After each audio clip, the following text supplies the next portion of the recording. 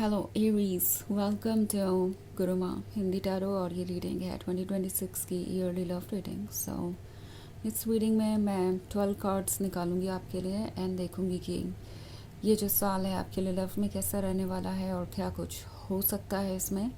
तो चलिए आगे बढ़ते हैं और देखते हैं कि 2026 आपके लिए क्या लेकर आ रहा है लव में।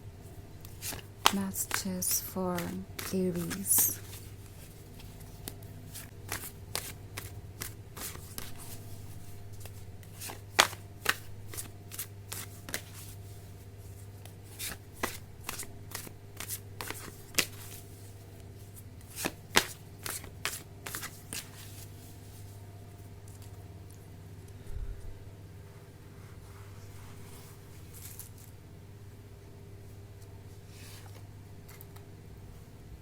Princess of Cups,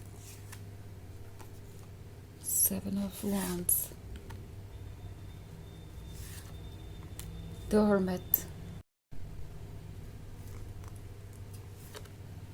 the Lovers, and the Sun. Okay. So, अगर हम बात करें साल की शुरुआत की, जनवरी, फरवरी और मार्च की, तो हमारे पास यहाँ पे 3 कार्ड्स हैं, princess of cups, seven of wands and the moon. तो जनवरी के मंथ में आप किसी को बहुत ज़्यादा अट्रैक्टिव लगने वाले हैं, आपके ऊपर ही इनका सारा फोकस होगा, ये बहुत रोमांटिक हो जाएंगे, बहुत एक्सप्रेसिव हो जाएंगे और ये मंथ आपके लिए बहुत अच्छा गुजरने वाला है बिकॉज़ आप वो सब कुछ सुनेंगे जो आप अपने लवर से सुनना चाहते थे बट आपको लगा नहीं था कि आपको कभी ऐसा कोई कन्फेशन मिलेगा रोमांटिक वे में, बट ऐसा होगा जनवरी में। और इनफैक्ट जो आप सोचते थे इनके बारे में, जो आपकी एक्सपेक्टेशंस थी रोमांस में, उस एक्सपेक्टेशन से ज़्यादा ही आपको ऑफ़र करेंगे।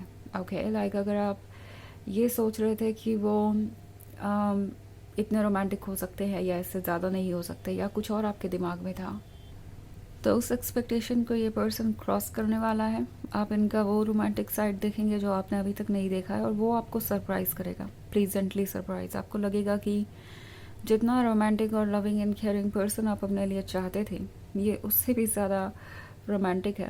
नाउ अगर हम बात करें फरवरी की, तो यहाँ मुझे 7 ऑफ वॉन्ड्स दिखाई दे रहा है। लगता है कि फरवरी तक ये पर्सन तैयार हो जाएगा इस रिलेशनशिप को डिफेंड करने के लिए बिकॉज वो इसके बारे में सीरियस हो चुके होंगे। नाउ अगर आप दोनों रिलेशनशिप में हैं या किसी का आप पे क्रश है, तो ये जो जर्नी है वो आगे बढ़ सकती है और कोई फरवरी तक श्योर हो जाएगा कि उन्हें इस रिलेशनशिप के साथ खड़े रहना है, उन्हें इसके लिए चैलेंजेस को फेस करना है और वो इस पे गिव अप नहीं करना चाहते। इवन इफ अगर आप किसी नए पर्सन से मिलते हैं जनवरी में, तो भी फरवरी में ही ये पर्सन आपको अपने लिए इतना सीरियस दिखाई देगा कि आपने ये इमेजिन भी नहीं किया होगा कि इतनी जल्दी वो आपको इतना सीरियसली कंसिडर करेंगे।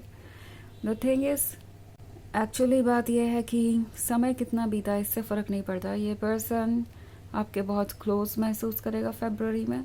और द मून का कार्ड है, तो मार्च में इन्हें ऐसा लगेगा कि इन्हें जल्दी से जल्दी इस रिलेशनशिप को आगे बढ़ाने की ज़रूरत है, वरना क्या पता कल को वो इसे लूज़ ही कर दे। कल को पता नहीं उन्हें मोमेंट्स मिले ना मिले आपके साथ लाइफ को एंजॉय करने के। सो इन्हें लगता है कि जो भी है इन्हें जल्दी से जल्दी करना चाहिए और इस रिलेशनशिप को आगे बढ़ाना चाहिए। सो ये पर्सन मार्च में आपको कुछ इनसिक्योर सा लग सकता है, कुछ ज़्यादा ही डेस्परेट लग सकता है, और वो इसलिए क्योंकि उन्हें डर लग रहा है कि आगे बढ़ने में जो वक्त लगेगा, जो एफ़र्ट लगेगा, वो इतना ज़्यादा होगा कि वो इस रिलेशनशिप को एंजॉय नहीं कर पाएंगे। और हो सकता है कि इतनी लंबी जर्नी के बाद आपको उन पे भरोसा भी ना रहे या आपको उनके अंदर कोई कमियां नज़र आने लगे और फिर ये रिलेशनशिप वर्क ना करे। सो ये बहुत ज़्यादा सोचेंगे मार्च में और ये चीज़ आपको थोड़ा सा परेशान कर सकती है। आपको लगेगा कि वो इतने डेस्परेट क्यों हैं, इतने ज़्यादा स्ट्रेंज क्यों एक्ट कर रहे हैं, इस तरीके से मिक्स सिग्नल्स क्यों दे रहे हैं, कभी आप में इंटरेस्टेड नज़र आते हैं कभी नहीं। तो ये सब कुछ हो सकता है। बट देन अगर मैं बात करूँ नेक्स्ट 3 मंथ्स की, यानी अप्रैल, मई और जून की, तो अप्रैल में द सन नज़र आ रहा है। द सन के साथ एक बार फिर से सारे इश्यूज़ पे वर्क करके ये आगे बढ़ेंगे मून वाले फियर को रिमूव करके सन की तरफ बढ़ेंगे. सो अगेन अप्रैल में आप और ज़्यादा एक दूसरे को जानेंगे, टाइम अच्छा स्पेंड करेंगे.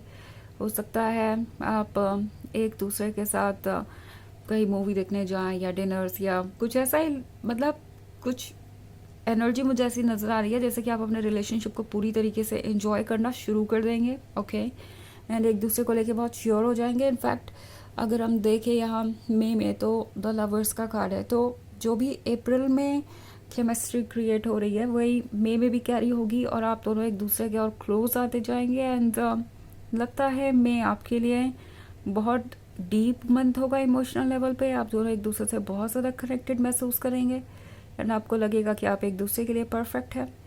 एंड देन जून में द हर्मिट का कार्ड है, तो कुछ हद तक जो कनेक्शन आप दोनों के बीच है उसके वजह से जून में आप सोचने लगेंगे कि क्या आप कुछ ज़्यादा ही इस पर्सन के क्लोज चले गए हैं. लाइक ये इमोशंस बहुत ओवरवेलमिंग होंगे एंड आप दोनों ये फील करेंगे कि अब आपको ग्राउंड से दूर जाने से पहले ग्राउंड रियलिटी पे वर्क करने की ज़रूरत है. लाइक फैंटेसीज़ में आप जितनी दूर जाना चाहें जा सकते हैं, मगर अगर ग्राउंड पे कोई वर्क ना हो तो वो फैंटेसीज़ कभी रियलिटी में नहीं बदलेगी. सो जून में आप फाइनली उन चीज़ों पे वर्क करना शुरू कर देंगे जो कि ज़रूरी है प्रैक्टिकल वर्ल्ड में. ओके, जो कि आपके रिलेशनशिप को कमिटमेंट में बदलने के लिए ज़रूरी है.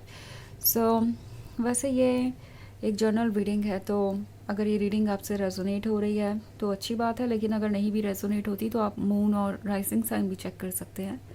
तो चलिए आगे बढ़ते हैं और देखते हैं कि और बाकी जो 6 मंथ्स है उसके क्या मैसेजेस है. Messages for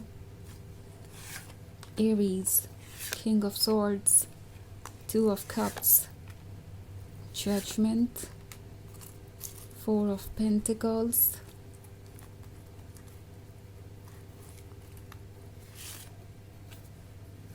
the high priestess and the justice.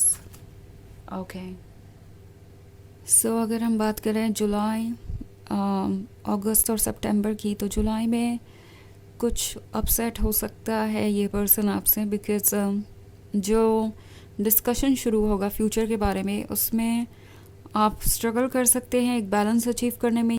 उनकी एक्सपेक्टेशंस आपसे बहुत ज़्यादा हो सकती है एंड आपको ऐसा लगेगा कि वो एक अनफेयर बैलेंस चाहते हैं. 2 ऑफ कप्स है, तो फिर से अगस्त में आप सोचने लगेंगे कि क्या आपको अपने दिल की सुननी चाहिए या दिमाग की. एंड ये सोचते सोचते फाइनली सितंबर में आप कोई जजमेंट लेंगे. ओके, एंड अगर आप किसी तरीके के डिवोर्स केस या लीगल प्रोसीडिंग्स में इन्वॉल्व है तो हो सकता है कि आपको कोई जजमेंट मिले सितंबर के मंथ में या किसी तरीके का एडवांटेज मिले. इट्स लाइक फाइनली आपको ऐसा लगेगा कि आपकी बात सुनी जा रही है, समझी जा रही है. सो कुछ ऐसा ही हो सकता है. एंड देन अगर हम बात करें नेक्स्ट 3 मंथ्स की, अक्टूबर, नवंबर और दिसंबर की, तो अक्टूबर में आप द हाई प्रीस्टेस है. आपको पता है कि आपके लिए क्या अच्छा है क्या नहीं और आपको क्या एक्सेप्ट करना चाहिए और क्या नहीं. सो हाई प्रीस्टेस को सुनिए, जजमेंट करिए, जज करना ज़रूरी है. दूसरी तरफ 4 ऑफ पेंटिकल्स है, तो नवंबर में टैरो आपसे कह रहा है कि आपको इस चीज़ को लेके बहुत केयरफुल होना पड़ेगा कि आप किसको कितना ऑफ़र कर रहे हैं, बिकॉज़ यहाँ पे कोई टेकर बन जाएगा और आप गिवर बन जाएंगे. एंड देन हमारे पास दिसंबर में है जस्टिस. तो फाइनली दिसंबर में आपको लगेगा कि जस्टिस हो रहा है, आप अपने प्रॉब्लम्स के सॉल्यूशन निकाल चुके होंगे. एंड इनफैक्ट दिसंबर आपसे कहेगा कि आपको केयरफुली सोचना चाहिए कि क्या ये रिलेशनशिप आपके लिए वो है जो आप चाहते थे, एंड क्या इसमें आप खुश हैं. अगर नहीं है तो आपको डेफिनेटली कुछ और सोचना चाहिए और आप इससे बेहतर भी डिजर्व करते हैं. तो चलिए देखते हैं आपके लिए ऑरेकल मैसेज क्या है.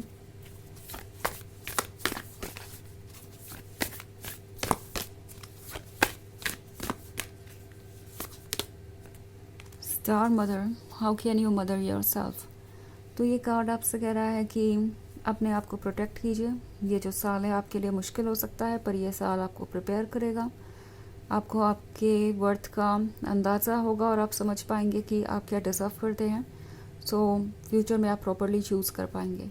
तो ये है रीडिंग इस साल की, आई मीन 2026 की. आई होप आपको अच्छी लगी होगी. Thanks for watching. Till next video. Bye.